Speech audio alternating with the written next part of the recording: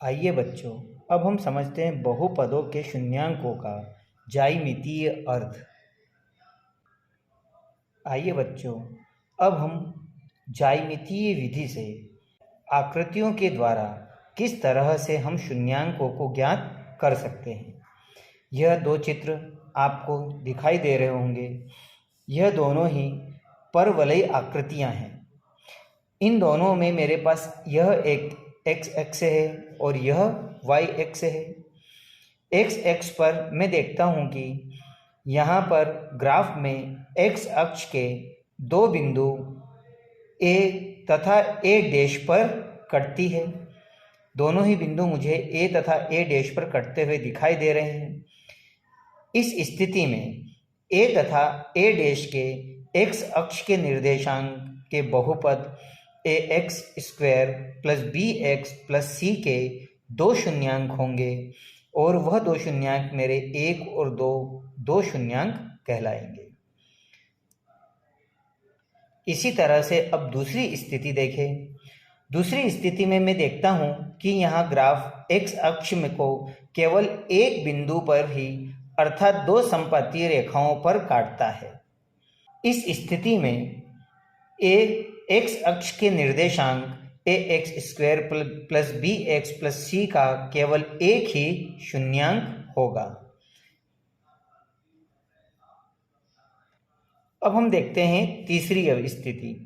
यहां पर मैं देखता हूं कि ग्राफ या तो पूर्ण रूप से एक्स अक्ष के ऊपर या पूर्ण रूप से एक्स अक्ष के नीचे है। यह एक्स अक्ष को कहीं से कहीं तक भी नहीं काटता है। इस स्थिति को द्विघात बहुपद a x square plus b x plus c का कोई शून्यांक नहीं होगा। आइए बच्चों, अब हम करते हैं उदाहरण नंबर 1। नीचे दी गई आकृतियां 2.9 में ग्राफ को देखिए। प्रत्येक आकृति y बराबर पी एक्स, जहां पी एक्स एक बहुपद है, का ग्राफ है। ग्राफों के प्रत्येक के लिए पी एक्स के शून्यांकों की संख्या ज्ञात कीजिए। इसके पूर्व में भी हम शून्यांकों की स्थिति कैसे देखते हैं वह सीख चुके हैं। अगर एक्स एक्स पर यह लाइन जितनी जगह पे टच होती या कटती है वही उसके शून्यांक होते हैं। इसका पहला सवाल देखें। यहां पर मैं देखता हूं कि एक्स एक्स पर यह बिंदु एक जगह पर कटता है, इसलिए मैं कह सकता हूं कि यहां पर इसका शून्यांक 1 होगा। कहने का मतलब है क्योंकि ग्राफ एक्स अक्ष को केवल एक बिंदुओं पर प्रतिच्छेद करता है, इसलिए शून्यांकों की संख्या 1 होगी। आइए अब हम देखते हैं इसी का क्वेश्चन नंबर 2। यहां पर मैं देखता हूं कि एक्स अक्ष पर यह बिंदु दो जगह पर कटता है, इसलिए इसके शून्यांकों की संख्या 2 होगी। तो मैं कह सकता हूं यहां पर कि क्योंकि ग्राफ एक्स अक्ष को केवल दो बिंदुओं पर प्रतिच्छेद करती है, इसलिए शून्यांकों की संख्या 2 होगी। तो क्वेश्चन नंबर 2 का आपका आंसर होगा 2 शून्यांक। आइए इसी तरह से हम तीसरा सवाल करते हैं। तीसरे सवाल में भी मैं देखता हूं कि यह लाइन 3 जगह पर कटती है, 1, 2 और 3। तो इस तरह से एक्स एक्स को 3 बिंदुओं पर प्रतिच्छेद करती है, अर्थात इसके शून्यांक होंगे 3।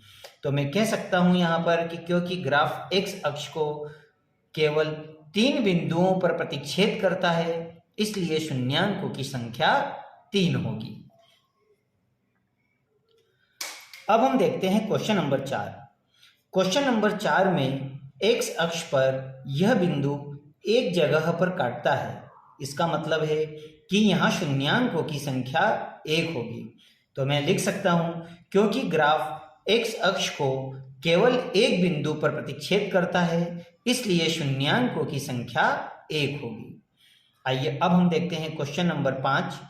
क्वेश्चन नंबर 5 में इन्होंने एक्स अक्ष पर यह बिंदु एक जगह पर प्रतिच्छेद करता है, इसलिए मैं कह सकता हूं कि यहां भी शून्यांकों की संख्या 1 होगी। तो मैं लिख सकता हूं क्योंकि ग्राफ x अक्ष को यह केवल एक बिंदु पर प्रतिच्छेद करता है, इसलिए यहां पर शून्यांकों की संख्या 1 होगी। लास्ट क्वेश्चन है क्वेश्चन नंबर 6।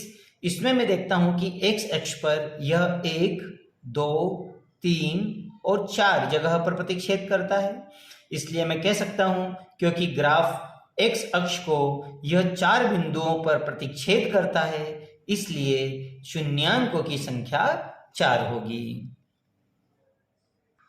आइए बच्चों, अब हम प्रश्नावली 2.1 को करते हैं।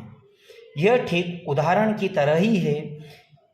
किसी बहुपद px के लिए y px को ग्राफ नीचे आकृति 2.10 में दिया है। प्रत्येक स्थिति में px के शून्यांकों को ज्ञात कीजिए। इसमें पहला सवाल देखें। पहले सवाल में मैं देखता हूं कि यह वाली लाइन x अक्ष को कहीं से कहीं तक भी स्पर्श या टच नहीं करती है, तो इस स्थिति में हमारा शून्यांक 0 होगा। तो मैं लिख सकता हूं कि क्योंकि ग्राफ x अक्ष को किसी भी बिंदु पर प्रतिच्छेद नहीं करता है, इसलिए शून्यांकों की संख्या 0 है। अगला सवाल देखें। इसमें दिया है इन्होंने कि यह वाली लाइन इस x अक्ष को एक बिंदु पर स्पर्श करती है, अर्थात इसका शून्यांक 1 होगा। तो मैं यहां लिख सकता हूं कि क्योंकि ग्राफ x अक्ष को केवल एक बिंदु पर प्रतिच्छेद करता है, इसलिए शून्यांकों की संख्या 1 होगी। थर्ड सवाल देखें। तीसरे में मैं देखता हूं कि x अक्ष को यह बिंदु 1, 2 और 3 बिंदुओं पर प्रतिच्छेद करता है, अर्थात यहां पर x अक्ष के बिंदु क्या होंगे? तो यहां पर x अक्ष के निर्देशांक 3 होंगे। तो मैं लिख सकता हूं कि क्योंकि ग्राफ x अक्ष को 3 बिंदुओं पर प्रतिच्छेद करता है, इसलिए शून्यांकों की संख्या 3 है। अब देखिए इसका क्वेश्चन नंबर 4। क्वेश्चन नंबर 4 में मैं देखता हूं कि x अक्ष पर यह लाइन इसे 2 बिंदुओं पर प्रतिच्छेद करती है, अर्थात x अक्ष के निर्देशांक क्या होंगे? तो x अक्ष के निर्देशांक 2 होंगे, तो इसके शून्यांकों की संख्या 2 होगी। तो मैं कह सकता हूं कि क्योंकि ग्राफ x अक्ष को यह 2 बिंदुओं पर प्रतिच्छेद करता है, इसलिए शून्यांकों की संख्या 2 होगी। अब देखिए इसका 5वां सवाल। 5वें सवाल में मैं देखता हूं कि यह वाली लाइन x अक्ष को 1, 2, 3 और 4 बिंदुओं पर प्रतिच्छेद करती है, अर्थात इसके शून्यांकों की संख्या 4 होगी। तो मैं लिख सकता हूं क्योंकि ग्राफ x अक्ष 4 बिंदुओं पर प्रतिच्छेद होता है, इसलिए शून्यांकों की संख्या 4 होगी। इस प्रश्नावली का लास्ट क्वेश्चन देखें। लास्ट सवाल इन्होंने दिया है कि x अक्ष पर यह वाली लाइन 1, 2 और 3 बिंदुओं पर प्रतिच्छेद करती है, इसलिए इसके शून्यांकों की संख्या 3 होगी। तो मैं लिख सकता हूं कि क्योंकि ग्राफ x अक्ष केवल 3 बिंदुओं पर प्रतिच्छेद करता है, इसलिए शून्यांकों की संख्या 3 होगी। तो इस तरह से हमने ग्राफ विधि के द्वारा शून्यांकों को निकालना सीखा कि किस तरह से इसके शून्यांक निकलते हैं।